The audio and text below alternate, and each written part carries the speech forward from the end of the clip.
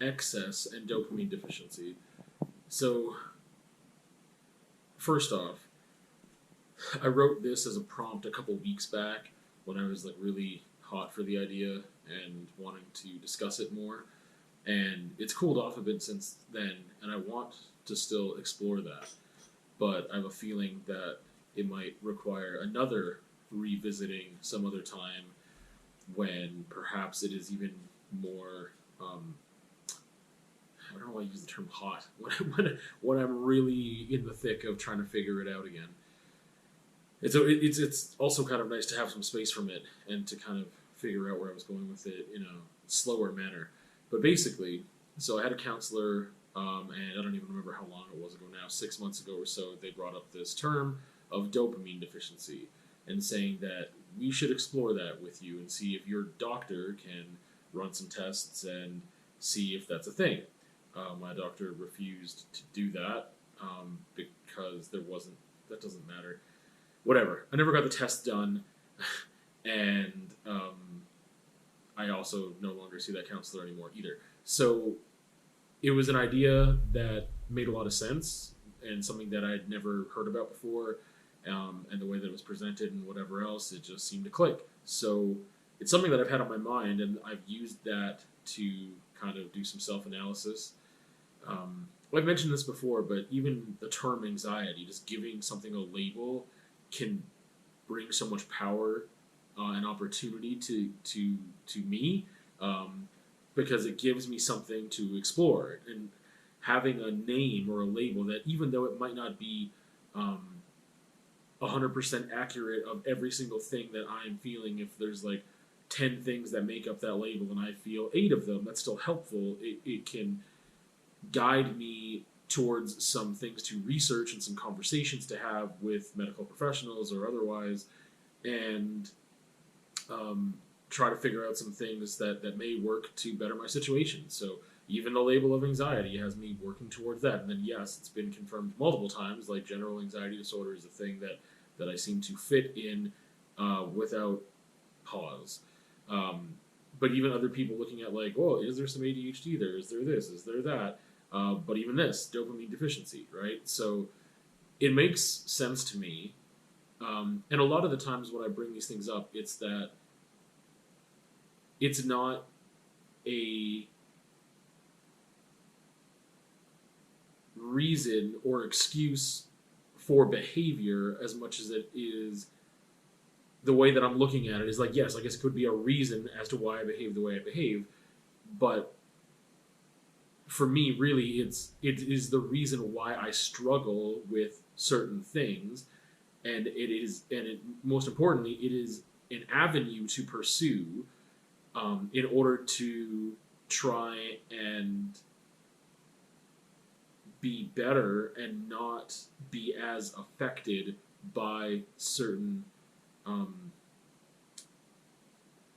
nurtured habits and conditioning that I've done with myself or that has happened with my childhood or whatever, or just nature, and both of those things. So it gives me something to explore. It gives me a direction, and sometimes I realize, yeah, that's not really, I went down that path and I explored that, and it doesn't really fit. This is something that does fit, and it gives me an opportunity to figure out how I can make it better, basically. So I specifically said dopamine deficiency, or excess, the notion of excess and dopamine deficiency. And I think that it fits because this notion of excess has been something that I've played around with for years, or noticed about myself, played around with in the way of like tossing it around the old noggin and having discussions with others and myself about just like, why do I have this need for excess all the time? And a dopamine deficiency would make sense as to when there is an opportunity to create dopamine, then I will do it to excess because it is not there at an average rate, consistently. It's not being consistently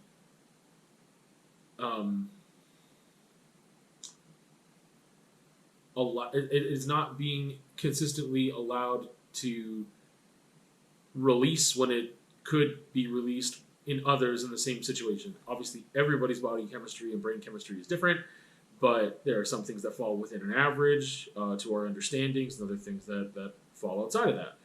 So, if there is a dopamine deficiency, that is something that could be measured, from what I'm told.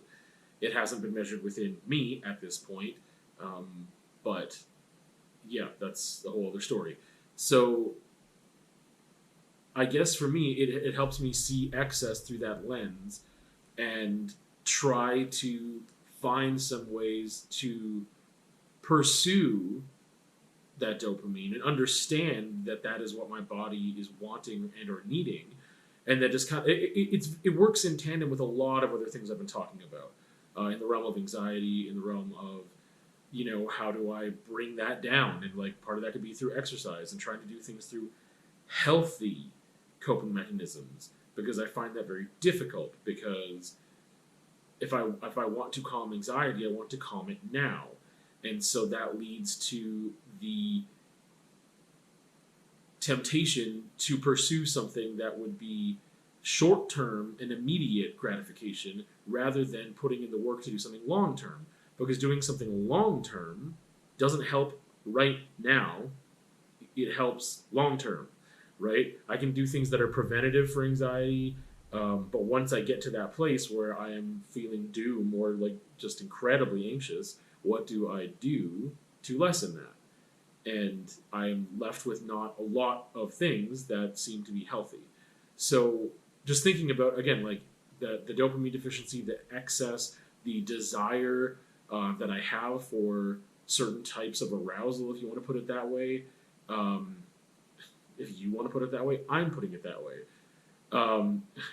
Because I think of arousal as more than just sexual. I think of arousal like I can be aroused in my spirit. I can be aroused creatively through the process of art making, right? Like that is arousing my senses, or exercise is arousing, my senses and my body, and being aware of the physical world around me and how I move within it, right? So I think that there are some great ways to chase dopamine that are positive. But I do understand better why I do chase certain experiences and opportunities and have a lot of temptations for things that would negatively impact my life. If that dopamine deficiency is a real concern, which it seems to fit anyway. I don't know how deficient it would be, or if it falls in that category. Maybe not at all. Again, these things could be tested, they just haven't been, and it was not my choice to not have them tested.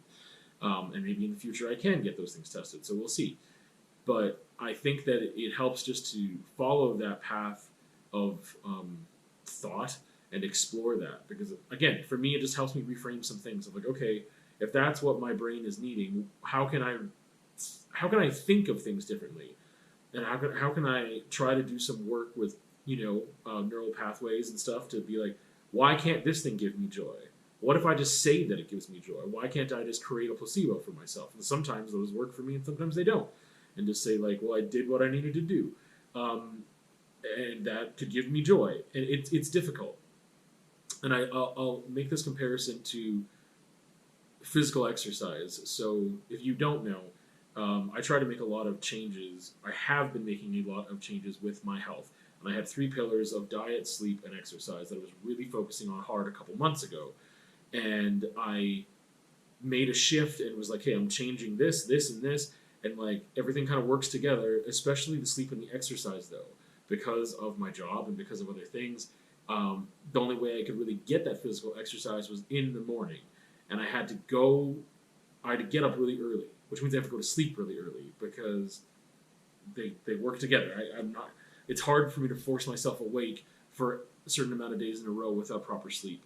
So I was playing basketball, and that was a motivator for me because I really enjoy playing basketball. And I committed to getting up at like 5:15 in the morning, 5:30 in the morning latest, and get up and get rolling. And I was excited to start my day that way.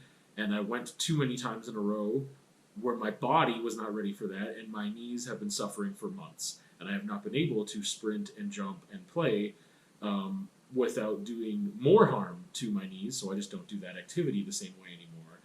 But it is an incredibly slow healing process. So I've been going to physio.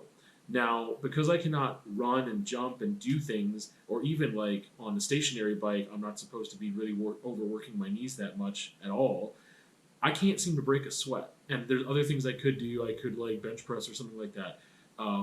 But with the activities that I'm familiar with, that I want to do, that seem fulfilling to me and fun, I can't break a sweat right now. And that's really difficult because that is where I could alleviate some anxiety. That is where I can clear my mind a bit, is through the physical being pushed enough, right? Whereas now I'm doing the physio stuff. And the physio stuff is important for the long term. But it's just me checking off a box. It doesn't feel good to do it. It feels annoying. It's slow. It's not fun. And if it is helping at all, it is so minuscule that I can't really measure it. And that's really difficult for me.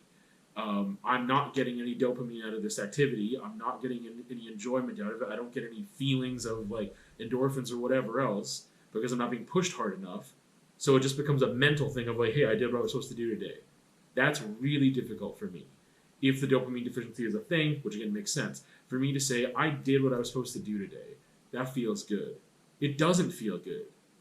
On paper, it looks good, and I know that I should feel good, but I don't actually feel it. And if that's a chemical thing, then how much can I even help that? And so I crave and create other opportunities to get that dopamine. And that comes with excess, sometimes with excess food, or in the past, excess substances. And I want to do a whole story time on cannabis and stuff at some point because I've talked about alcohol in the past. And even that's changed a bit since I've done that last one. But there are things that I'm like, if I'm doing a thing I really enjoy, I just want to do it and not stop because it is giving me this thing that I can't get through other avenues that, like, if I need to go all the way to, like, if we're on a scale of 0 to 10 and I need to go to 8 in order to feel that, and someone can get that from going to a 5, I can't get it from going to a 5. With the physio that I'm doing with physical stuff, I can't do it. I can't get the dopamine. I can't get that feeling from a 5.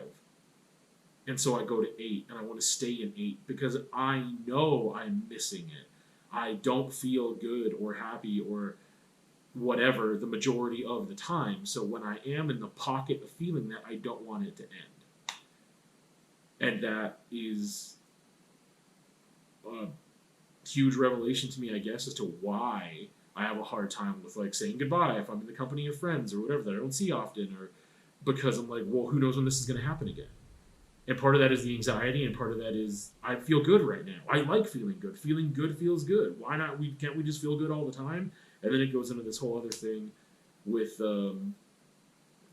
feeding thoughts in the past year, especially, or year or two, of hedonism. And just like, well, why can't we just feel good all the time? And it goes down a rabbit hole. So like I said, I want to revisit this at some point. But that's kind of the beginning of it. And I don't know where it'll develop, but it gives me something to think about as to why I struggle with the notion of excess so much. If there is a dopamine deficiency there, which has yet to be proven within me, but it's a theory that fits, and either way, it helps me understand myself better as to why I may do the things I want to do. Because even if it's just perceived that I'm not getting enough out of this activity,